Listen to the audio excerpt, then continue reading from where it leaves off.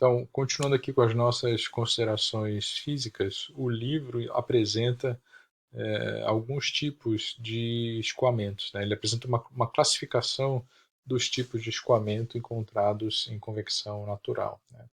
Uma classificação semelhante poderia ter sido feita para a convecção forçada também, né?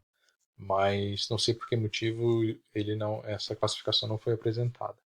Mas nós temos os escoamentos ditos não confinados, né, que são escoamentos livres, né, em, em, em, em, no meio fluido. Então, por exemplo, um fio aquecido ele gera uma pluma térmica, né, ele gera um escoamento induzido pelo movimento de ascensão, nesse caso aqui, do fluido menos denso, né, e aí aquele fluido que escoa na ascendente, ele acaba, por uma ação viscosa, arrastando fluido ao seu redor, né? E aí esse arraste do fluido ele tem dois efeitos. O primeiro é essa variação de velocidade, né? Formando uma distribuição gaussiana aqui, ou seja, à medida que o x aumenta, mais e mais fluido sofre influência daquele processo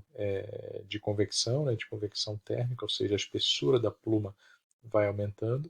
Esse perfil, de novo, tem um perfil aproximadamente gaussiano, né, e ele não é uma exclusividade de escoamentos ascendentes. Por exemplo, se o fio aqui fosse um objeto cilíndrico infinito, por exemplo, né, ou esférico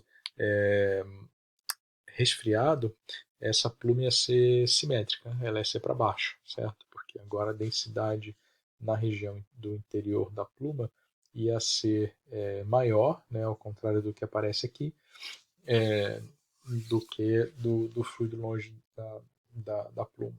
Tá? Nós temos também o jato livre. Né?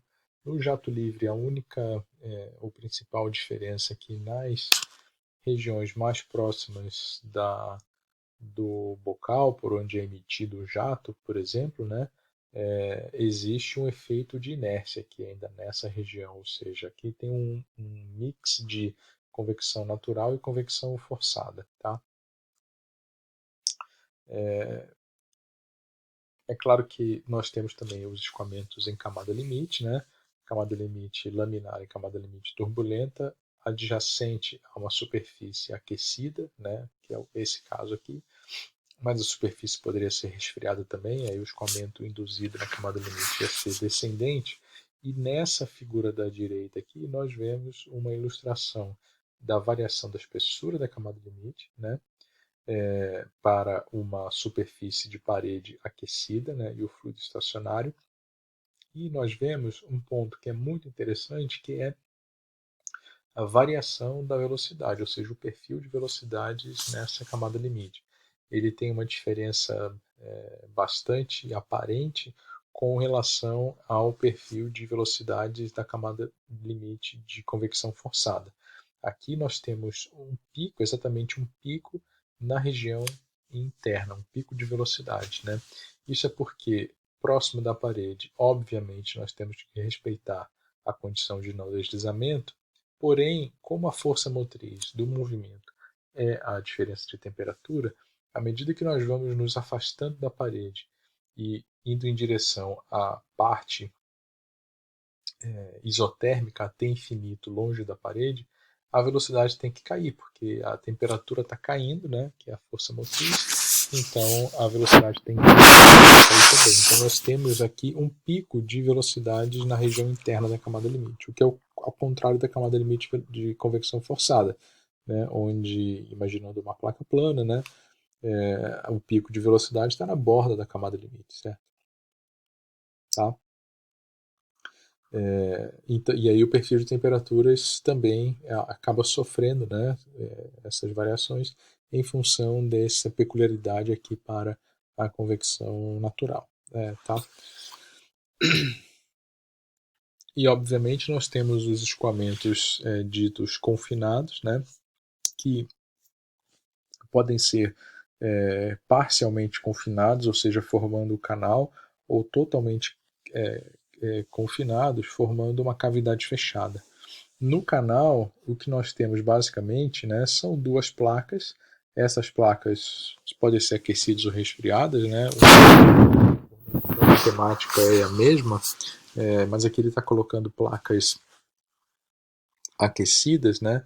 E aí nós vemos em cada uma daquelas placas um comportamento individualmente independente para cada superfície, certo? E aí só que nesse desenho aqui no final é que as camadas de limite se encontram e daqui para frente, né, nesse trechinho que aparece aqui, mas não necessariamente é pequeno, pode ser um trecho grande, o escoamento é considerado desenvolvido, né, ao passo que na região de entrada a equação a ser resolvida é a equação apropriada para a convecção natural naquela região. Tá?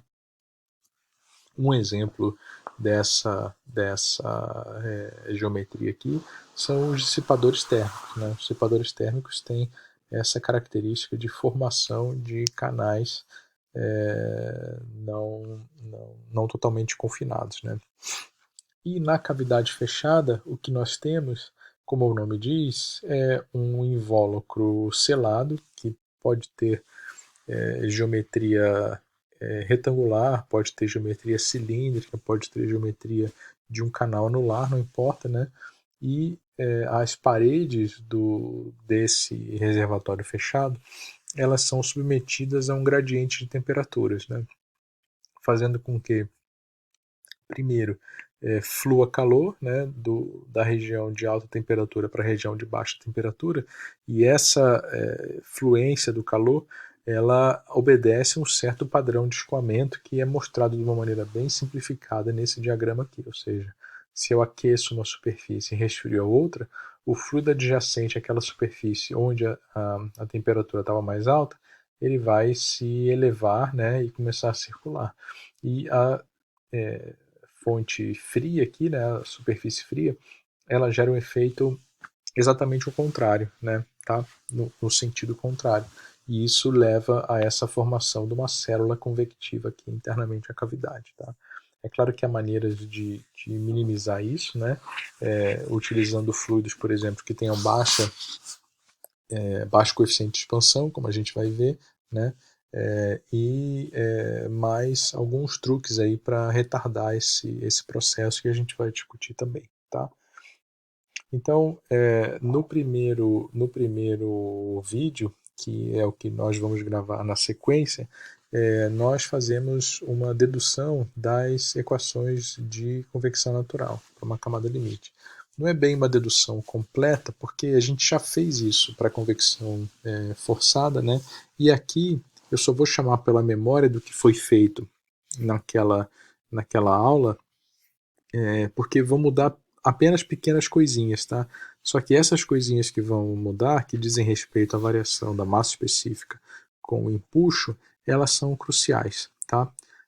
Desculpa, não a variação do ρ com o empuxo, mas a variação do ρ com a temperatura que gera um termo de empuxo, né? E essas variações elas são cruciais para dar esse perfil aqui, tá? Que a gente está vendo só qualitativamente aqui, mas ele pode ser obtido através dessa modelagem aqui, tá, pessoal? Então, no próximo vídeo, eu vou pausar isso por aqui, a gente começa a ver essa dedução para entendermos como que os processos térmicos e fluidodinâmicos estão intimamente ligados nesse fenômeno de convecção natural, o que é muito diferente, né, o tipo de ligação daquela que a gente viu na convecção forçada, tá bom? Então no próximo vídeo eu continuo a gravar essa sessão das equações de convecção natural, tá?